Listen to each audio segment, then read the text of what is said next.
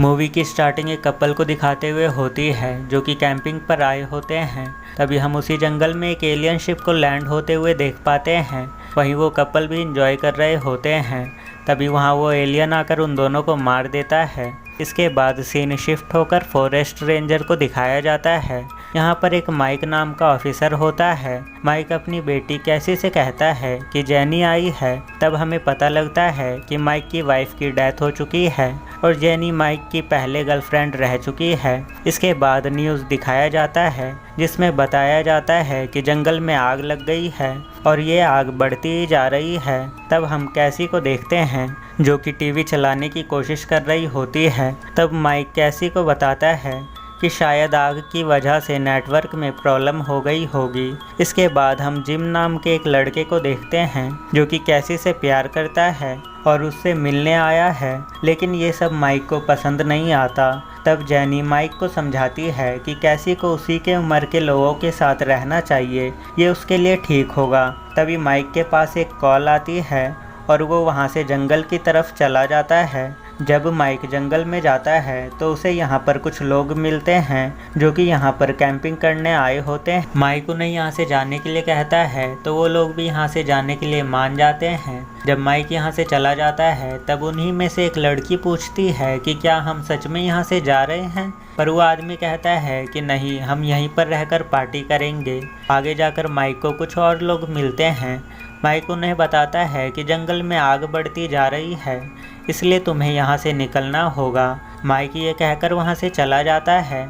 उसके बाद माइक उस जगह पर जाता है जहाँ पर उस एलियन ने उस कपल को मार दिया था। तब हम देख पाते हैं कि एक एलियन माइक को देख रहा होता है। माइक वहाँ पर एक मांस का टुकड़ा देखता है। उसे कुछ भी समझ नहीं आता, इसलिए वो ग्रेसी को कांटेक्ट करने की कोशिश करता है, लेकिन कांटेक्ट नहीं हो पाता। तभी हम उस ग्रुप को देखते हैं जिन्हें माइक ने यहाँ से जाने के लिए कहा था। उनमें से एक आदमी टॉयलेट करने जाता है।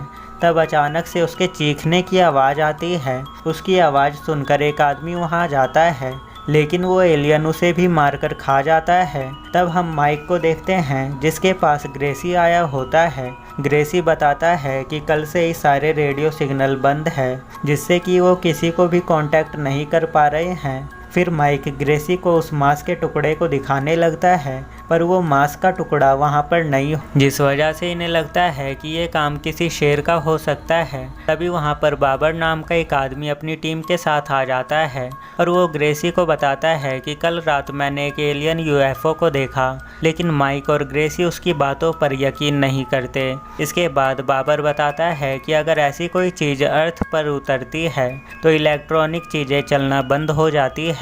इसके बाद बाबर अपनी टीम के साथ जंगल के अंदर चला जाता है।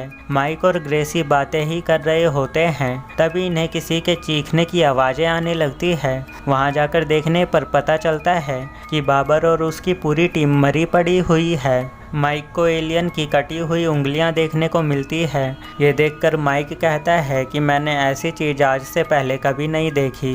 तब इन्हें बाबर घायल मिलता है।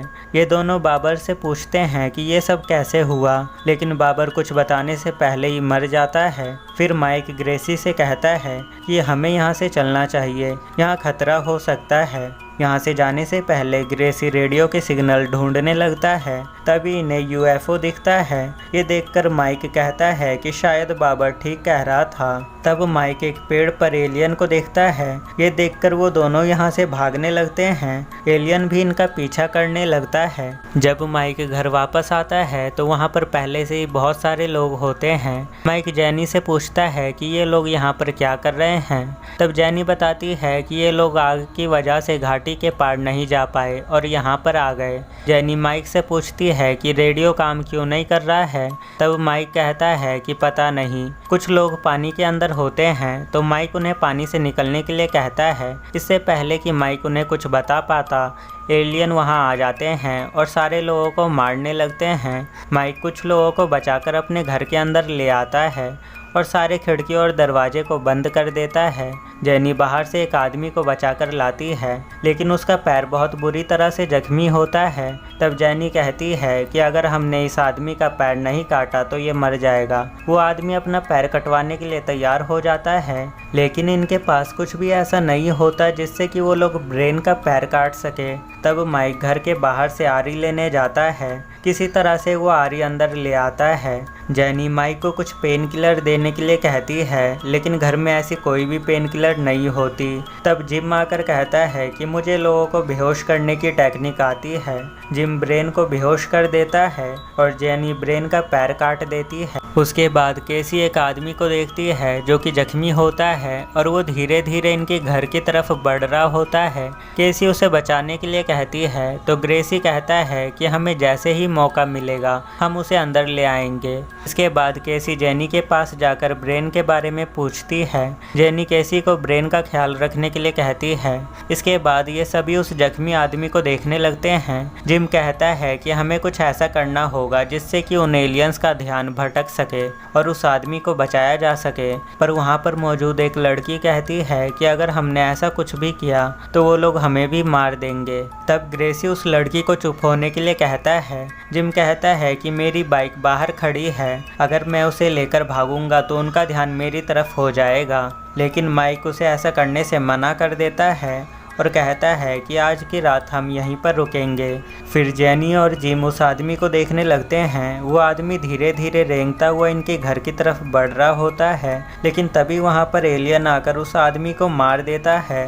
केसी कहती है कि मैंने उस आदमी को पहले ही बचाने के लिए कहा था, लेकिन तुम लोगों ने नहीं सुना। माइक जेनी से पूछता है कि ब्रेन कैसा है। जेनी बताती है कि शायद उसे इन्फेक्शन हो गया है। कुछ देर बाद यहाँ सुबह हो जाती है। तब ये लोग बाहर देखते हैं तो इन्हें एलियन नहीं दिखाई देते, जिस पर माइक बाहर जाकर देखने के लिए कहता है। ग्रेसी और माइक बाहर जाकर देखते हैं तो इन्हें एलियन नहीं दिखाई देते, वो यहाँ से जा चुके होते हैं।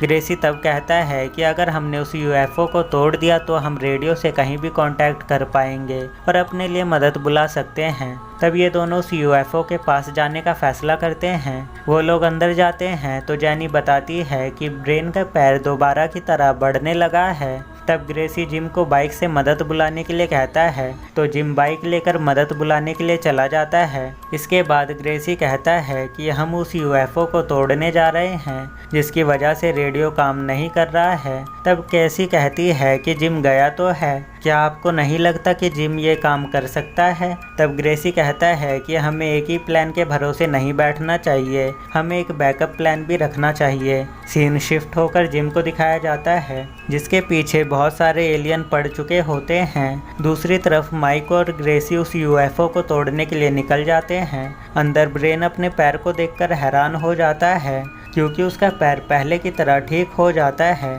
तभी इन्हें ऐसा लगता है कि छत पर कोई एलियन आ गया है। दूसरी तरफ हम ग्रेसी और माइक को देखते हैं जो कि यूएफओ के पास पहुंच जाते हैं। ग्रेसी उस यूएफओ को छू लेता है, जिस वजह से उसे चक्कर आने लगते हैं। तभी वहां पर एक एलियन आ जाता है तो ग्रेसी उस एलियन को साथ लेकर उस यूएफओ में समा जाता है।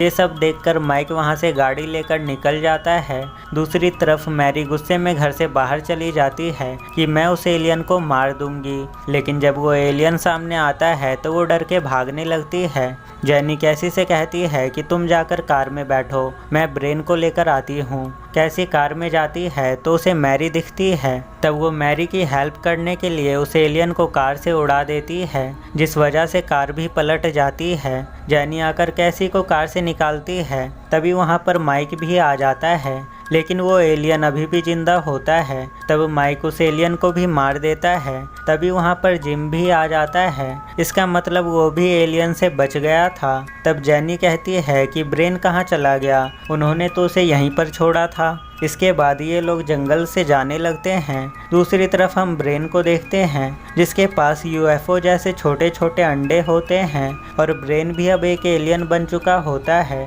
तभी ये मूवी एंड हो जाती है। ऐसी और मूवीज़ देखने के लिए चैनल को सब्सक्राइब कर लो। तो मिलते हैं नेक्स्ट वीडियो में।